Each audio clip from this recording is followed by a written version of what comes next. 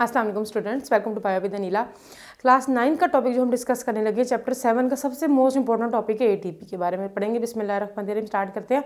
Basically बेटा paper point of view से भी इंपॉर्टेंट है, इसका स्ट्रक्चर आ जाता है, इसके फंक्शन आ जाते हैं, एटीपी क्या है इसके बारे में आ जाता है, पूरा टॉपिक आ जाता है। 2 मार्क्स का भी आ सकता है और लॉन्ग में भी आ सकता है। एटीपी स्टार्ट करते हैं।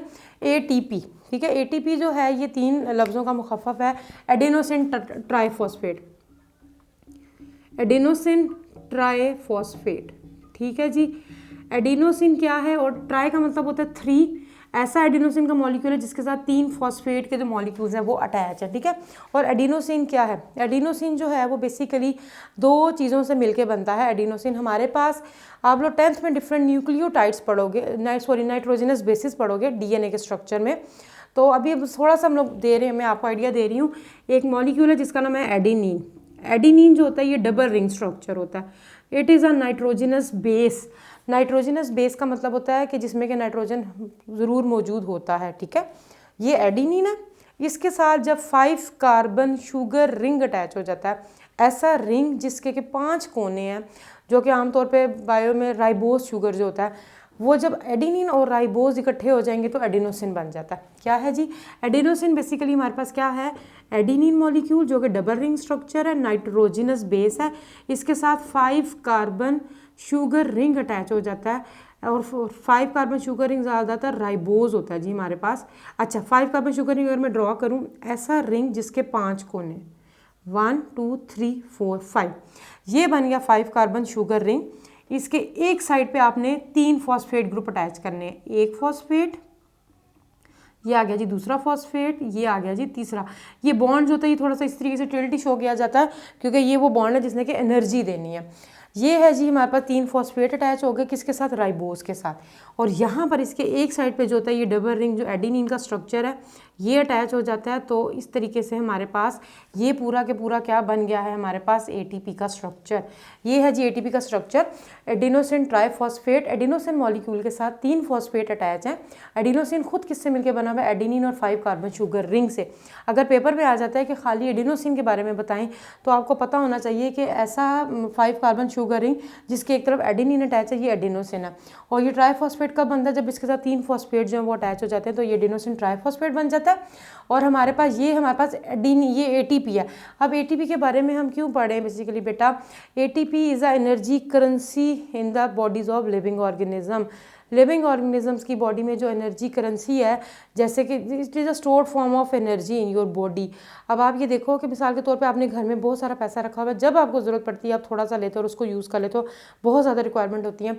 तो बॉडी को भी जब ज़रूरत होती है तो बॉडीज़ एटीपी को जो होता है वो यूटिलाइज़ कर लेता है। और ये एटीपी बनता कब है? एनिमल्स की बॉडी में रिस्पायरेशन के नतीजे में एटीपी बनता है, ठीक है ना। आप जितना भी सांस लेते हो उसके साथ ऑक्सीजन जाता है और ग्लूकोज जो आपने खाना खाया है वो सारा के सारा जब आप दोनों कंबाइन करते हैं तो carbon dioxide plus water plus energy in the form of ATP, ATP की फॉर्म में जनरेट होती है। ये एटीपी जो होता है it is a stored form of energy. क्या है हमारे पास? ATP basically stored form of energy है। और ये कैसे ताकत देता है अभी मैं बताती हूँ। ATP stored form of energy और इसके फंक्शन क्या है? आपकी जो बुक में पहला पैराग्राफ है इसमें बेसिकली एटीपी का फंक्शन बताया हुआ है कि एनर्जी कहाँ कहाँ ज़रूरत होती है। देखिए बॉडी में जितने भी लार्ज मॉलिक्यूल बनने हैं, मैक्रो मॉलिक्यूल्स ने बनना होता है, जैसे कि डीएनए हो गया, आरएनए हो गया, प्रोटीन्स हो गई, इन सब को बनने के लिए क्या चाहिए होता है? एटीपी चाहिए होता है, ठीक है। तो सबसे पहले हम लोग थोड़े से फंक्शन देख लेते हैं कि एटीपी की ज़रूरत या रिक्वायरमेंट है कि एटीपी कहाँ कहाँ पर जो होता है वो ज़रूरत पड़ती है।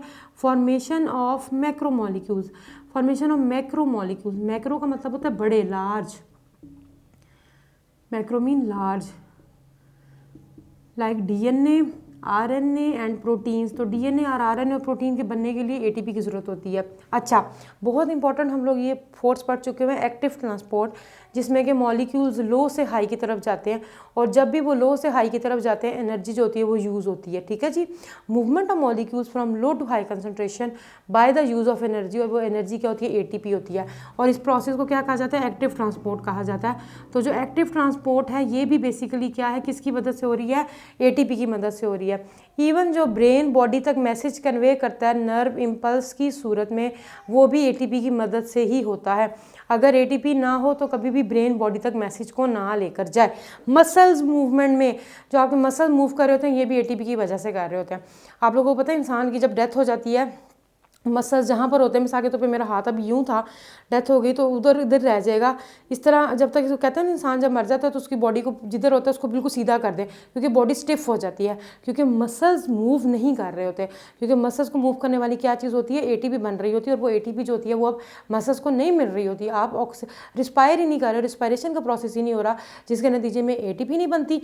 और जब एटीपी बेसिकली बेटा मसल्स को नहीं मिलती तो ऑटोमेटिकली जो होता है वो फिर मसल्स अकड़ जाते हैं। इसलिए कहते हैं कि इंसान की बॉडी को फ़ौरन सीधा कर दिया जाता है ताकि बॉडी अकड़ ना जाए, ठीक है। तो एटीपी मसल्स की मूवमेंट के लिए भी ज़रूरत है, नर्व इम्पल्स जनरेशन के लिए भी ज़रूरत है, ब्रेन से बॉडी तक मैसेज भी एटीपी की मदद से ही जाता है। अच्छा जी, मैंने आपको एटीपी का स्ट्रक्चर दिखा दिया। बेसिकली बेटा दोबारा देखिए, ये 5 कार्बन शुगर रिंग है, और गलती नहीं करनी पेपर में, ये दो जो कोने हैं यहाँ से अटैच करना है आपने डिफरेंट मॉलिक्यूल्स को। 3 जो हैं वो फॉस्फेट अटैच हैं, और यहाँ पे डबल रिंग जो है वो एडेनिन का हम लोगों ने अटैच कर दिया, ठीक है। ये एटीपी है।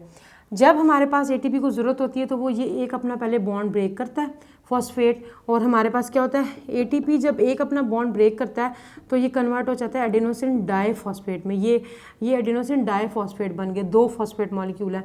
प्लस फॉस्फेट जो होता है वो इनऑर्गेनिक फॉस्फेट है, इसको पीआई लिखा जाता है, पी कैपिटल आई स्मॉल, और प्लस एनर्जी बनती है 7.3 किलो कैलोरीज एनर्जी।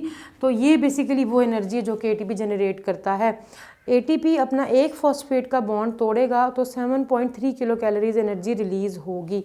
अभी भी अब ये एडीपी में कन्वर्ट हो गया, एडेनोसिन डाइफॉस्फेट। डाई का मतलब होता है जिसमें 2 फॉस्फेट होते हैं। अभी भी एडेनोसिन डाइफॉस्फेट में एक फॉस्फेट का बॉन्ड मौजूद है जिसने कि ब्रेक होना है और एनर्जी देनी है। तो एडेनोसिन डाइफॉस्फेट वक्त आने पे ये भी ब्रेकअप हो जाता है, और ये जो बॉन्ड है जब ब्रेकअप होगा तो ये कन्वर्ट हो जाएगा एएमपी में, एडिनोसिन मोनोफॉस्फेट। ये मोनोफॉस्फेट है, मोनो का मतलब होता है 1, प्लस इनऑर्गेनिक फॉस्फेट रिलीज़ होगा, प्लस उतनी ही 7.3 किलो कैलोरीज एनर्जी जो होती है वो रिलीज़ होती है। तो इस तरीके से क्या होता है बेसिकली बेटा जी, हमारे पास एटीपी की टूटता भी रहता है और बनता भी रहता है। ये तो मैंने टूटने का बताया। अब जब एएमपी मौजूद है, ये एएमपी बन गया, एडेनोसिन मोनोफॉस्फेट, अब एक ही फॉस्फेट है, अब इसमें और कोई मजीद बॉन्ड नहीं है कि ये ब्रेक करे। तो क्या होता है कि एडिनोसिन मोनोफॉस्फेट जब ज़रूरत पड़ती है, अगर सेल के अंदर फॉस्फेट पाया जाता है तो ये कन्वर्ट हो जाता है एडिनोसिन डाइफॉस्फेट में, ठीक है। और एडिनोसिन डाइफॉस्फेट में भी अभी भी एक एबिलिटी है कि ये एक फॉस्फेट को ले, और तो एडिनोसिन डाइफॉस्फेट एक फॉस्फेट को लेता है और वो एटीपी में कन्वर्ट हो जाता है। तो एटीपी का इंटर कन्वर्जन चलता रहता है कि ये एटीपी एडीपी में भी कन्वर्ट हो जाता है और एएमपी में भी। और बनने के लिए क्या होता है कि एडिनोसिन मोनोफॉस्फेट एडिनोसिन डाइफॉस्फेट में कन्वर्ट होता है, और एडिनोसिन डाइफॉस्फेट फिर एटीपी में कन्वर्ट हो जाता है। ATP is also known as energy currency of the cell, क्योंकि ये स्टोर्ड फॉर्म ऑफ एनर्जी है, सेल को जब ज़रूरत होती है तो वो उसको यूटिलाइज़ कर लेता है। यही आज का हमारा टॉपिक है पूरा। इसमें इसका स्ट्रक्चर आ जाता है, फंक्शन आ जाता है, बहुत इंपॉर्टेंट है। स्ट्रक्चर आपको ड्रॉ करना आना चाहिए, और ओवरऑल अगर आप ये सिर्फ केमिकल रिएक्शंस याद कर लो ना और इसको अपने अल्फाज में लिख लो तो आपका ये टॉपिक कंप्लीट हो जाएगा, ठीक है।